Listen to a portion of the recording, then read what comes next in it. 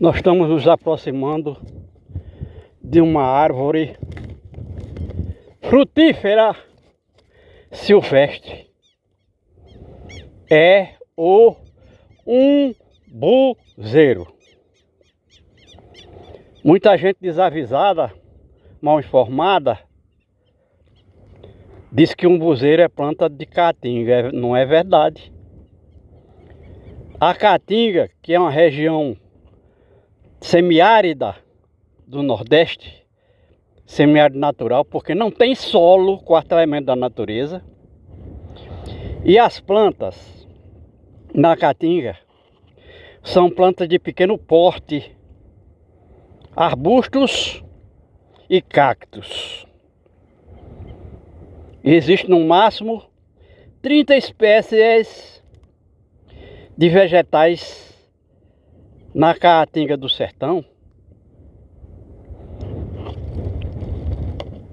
O umbuzeiro é planta de cerrado. E para quem não sabe, o verdadeiro cerrado brasileiro é o cerrado nordestino. No sertão, no agreste, nas serras, nas várzeas do rio. O umbuzeiro, portanto, como a gente vê que é uma árvore de grande porte, pelo tronco a gente vê,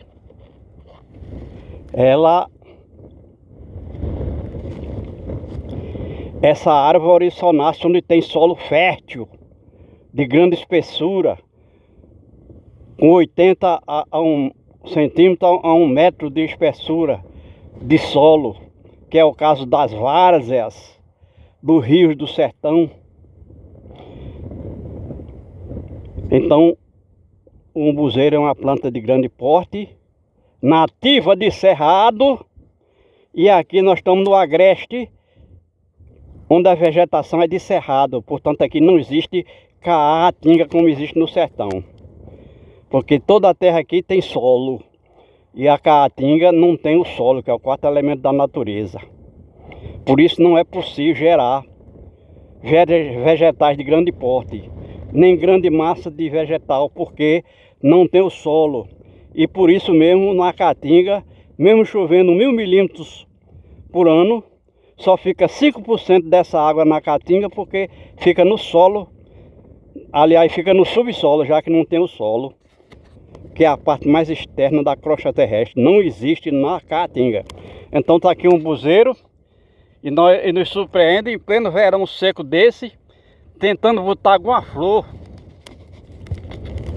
contrariando as outras espécies. Até já tem frutos, alguns frutos dispersos, e pela quantidade insignificante de frutos, tem-se o resultado da seca, ou seja, da grande estiagem, que já vai completar 8 meses aqui sem cair um pingo de chuva. E esse umbuzeiro, ele tem a capacidade de armazenar muita água em suas raízes, no tubérculo. E assim, quando chega em pleno verão sem chuvas, e o período aqui do verão é maior do que o período das chuvas, do que o período chuvoso, do que o período úmido. O período úmido aqui chega no máximo a 5 meses, 150 dias. A média é 120 dias de estação chuvosa. E enquanto isso, o restante do ano, são 365 dias, vem seca. Enquanto que a planta e os animais precisam de água todos os dias. A gente vê aqui nesse terreno, que é uma área de criação de gado, não tem um talo de capim onde o animal possa se alimentar. E aí a gente se aproxima dessa obra de engenharia aqui, para ver de que se trata. Lá ao fundo nós estamos vendo a cidade. Então, uma cidade nasce em princípio junto de um rio. Não é o caso daqui dessa cidade de Riachuelo, que tem um riacho seco, morto, que recebeu o nome de Riachuelo por conta da Guerra do Paraguai, em 1866. Não que alguém daqui tenha participado dela, porque na época não era habitada essa região. Mas porque a Guerra do Paraguai foi um grande feito para a Marinha Brasileira, principalmente para a Marinha Brasileira, e aquilo ficou na mente das pessoas, principalmente pela Batalha do Riachuelo, entre a Marinha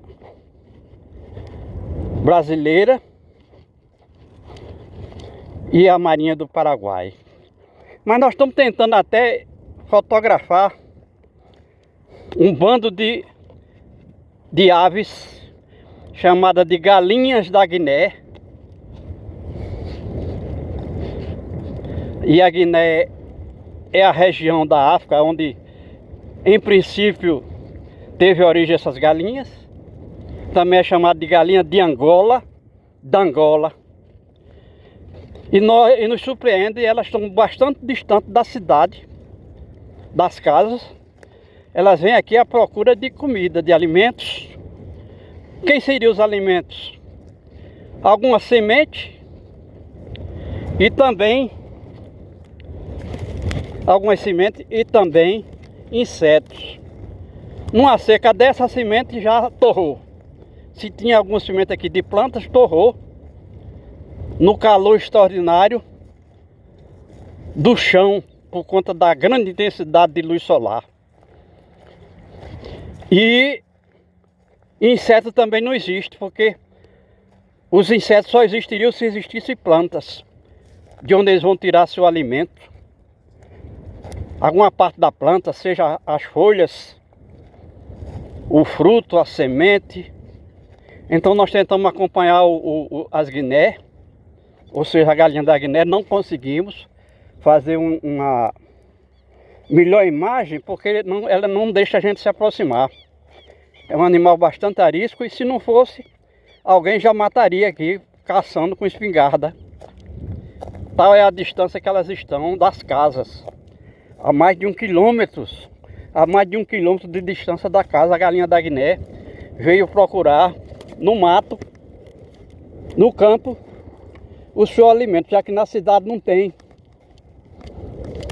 A cidade ela poderia encontrar rato, o mosquito da dengue, muriçoca, que é uma espécie de mosquito aqui do Nordeste, mas ela não vai conseguir se alimentar daqueles animais, dos insetos, no caso o mosquito, a mosca, porque também são animais que têm essa defesa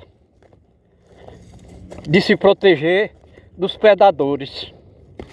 Aqui então a Guiné veio, a galinha da Guiné veio na expectativa de que encontraria algum inseto. Não tem, nem para fazer remédio, como se diz aqui. Não tem, nesse momento, nenhuma forma de vida sobrevive aqui. E a gente fica acompanhando as informações com relação ao estado hídrico do Rio Grande do Norte, ou seja, a água. Os açudes e lagoas estão com menos de 50% de sua reserva hídrica. Estamos no mês de dezembro e, embora a média de chuva no Rio Grande do Norte em 2025 tenha sido de 450 milímetros, variando de 250 a 700 milímetros nas diversas áreas do estado, na realidade está uma seca geral, principalmente no campo, porque embora existam mais de 2.000 reservatórios que são considerados reserva, incluindo lagoas e açudes, nenhum deles encheu esse ano com esse volume de chuva de 450 milímetros. Porque chegou no mês de janeiro de 2025 com 61% da reserva. Aí veio o período das chuvas, de janeiro até julho. E no mês de julho, as reservas do Rio Grande do Norte, reservas hídricas, tinham sido reduzidas a 51%. Quer dizer, caiu 10% em plena estação chuvosa. O que prova, já seria um alerta para as autoridades brasileiras, de que o fenômeno climático chamado de aquecimento global, que segundo algumas autoridades resulta do comportamento destrutivo do homem brasileiro, embora seja global, ele foi mais grave aqui. No Brasil, inclusive, já tem seca até na Amazônia. Rios que secam, algo absolutamente inédito. Era tempo então das autoridades brasileiras tomar uma iniciativa de descobrir um plano B para a captação e armazenamento de água das chuvas, porque o açude, o barreiro, a barragem não funciona como tal com o aquecimento global. Porém, daqui que o brasileiro venha descobrir essa forma de captação e armazenamento de água da chuva com segurança, sem perda, sem fuga, sem contaminação, já deve ter desaparecido metade da população, porque o brasileiro é difícil de assimilar informações científicas, mesmo nas universidades. O Tetel está dizendo alguma coisa, é o único pássaro que existe aqui no momento, porque certamente ele tem uma boa capacidade de locomoção e vai buscar água em algum lugar. Porque aqui, onde nós caminhamos, nesse terreno seco, a gente é tudo seco, porque o riacho parece que nem passou água esse ano por aqui. Em um raio de 4 quilômetros, aqui no ponto onde eu estou de pé, se você traçar um raio de 4 quilômetros de extensão, não existe água para um passarinho beber, a não ser na cidade. Na cidade, porque a água vem de algum açude que ainda tem alguma lama no porão, ou de uma lagoa no aquífero do Rio Grande do Norte, que fica na região de Natal, ou vem no carro-pipa dos poços tubulares. E aí nós estamos falando em problema hídrico e de repente nós estamos citando que existe ainda no Rio Grande do Norte o elemento água, para que o homem possa buscar de alguma forma transferir parte daquela água que existe no aquífero do Rio Grande do Norte, na região de Natal, porque enquanto no estado do Rio Grande do Norte choveu média de 450 milímetros,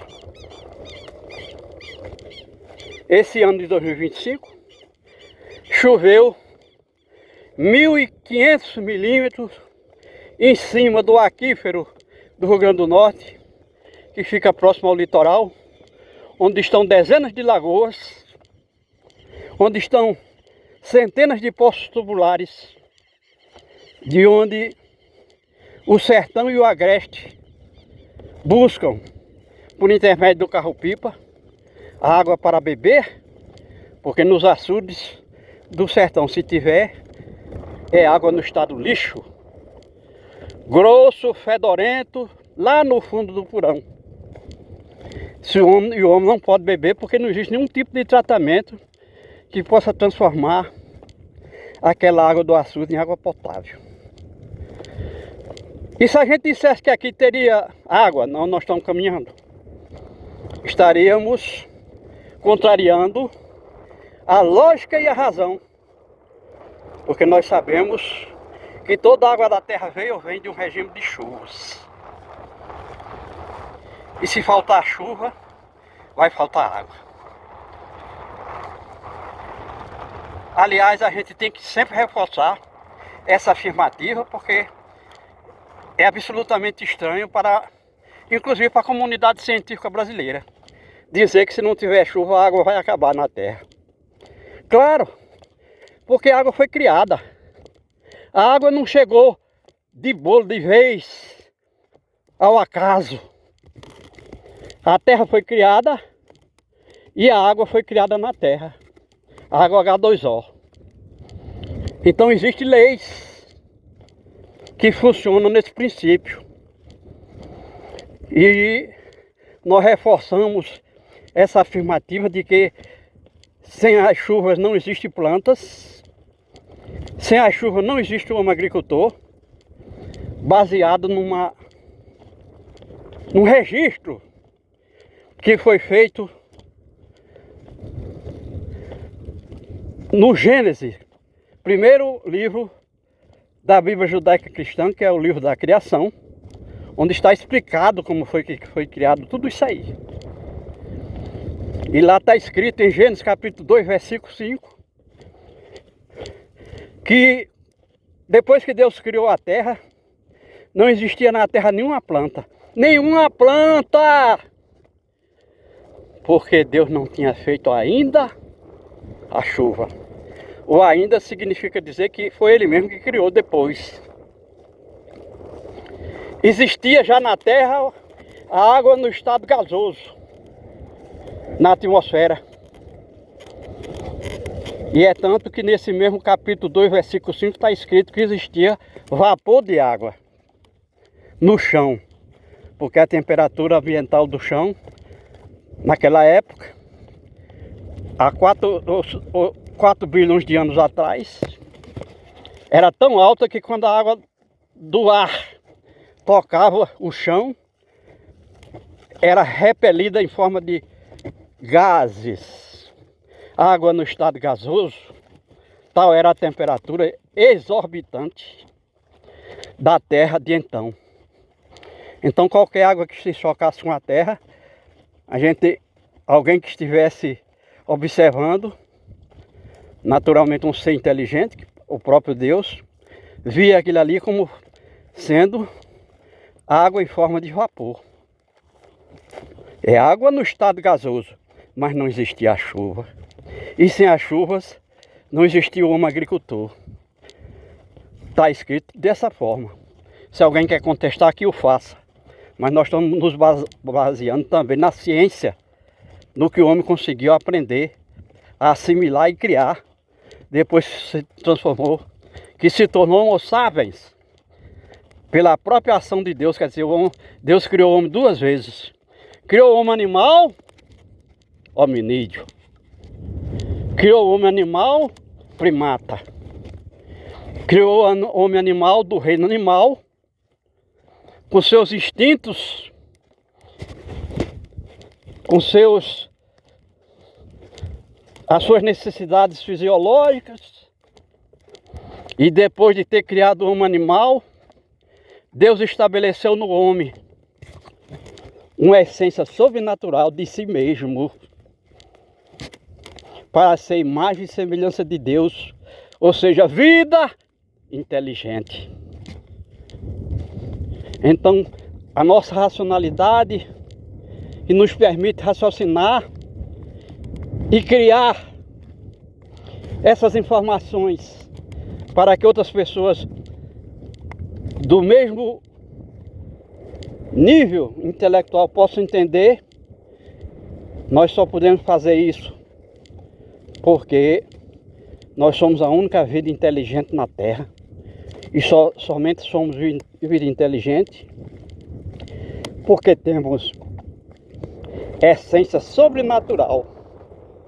Ou seja, Somos o homem que sabe, o Homo sapiens. E poderia ter evoluído, se pudesse e quisesse, para ser o Homo sapiens sapiens. O homem que sabe. Não é natural. É impossível que na Terra possa criar, porque a Terra também foi criada por um ser sobrenatural, que é o próprio que nós chamamos de Deus, e que nos deu essa essência para que pudéssemos ser vida inteligente. E a evolução do homem não é física, como aconteceu com outros animais, mas intelectual. Ao receber essa dádiva, esse benefício, para que pudéssemos, no meio de animais irracionais, pudéssemos ser chamados de racionais. Então nós começamos aqui mostrando que não existe vida sem a água das chuvas. Porque a água da chuva é água doce no estado líquido. Quando eu digo água doce, quer dizer que ela não tem sal, não tem minerais, não tem matéria orgânica, nem viva nem decomposta. A água doce da chuva é isso. Na atmosfera é impossível jogar um animal ali, qualquer corpo pesado, porque ele ia se despencar na pressão atmosférica. Então a gente pode dizer que a água da chuva é a única água que foi criada. Embora exista água no estado gasoso, água no estado sólido, e a chuva é água no estado líquido. E a água foi criada na Terra primeiro no estado gasoso, ou seja, vapor, por conta da alta temperatura. A água H2O, na alta temperatura acima de 100 graus, fazia com que existisse um vapor de água na Terra antes de ser criada a chuva, que é a água doce no estado líquido, que é o terceiro elemento da natureza.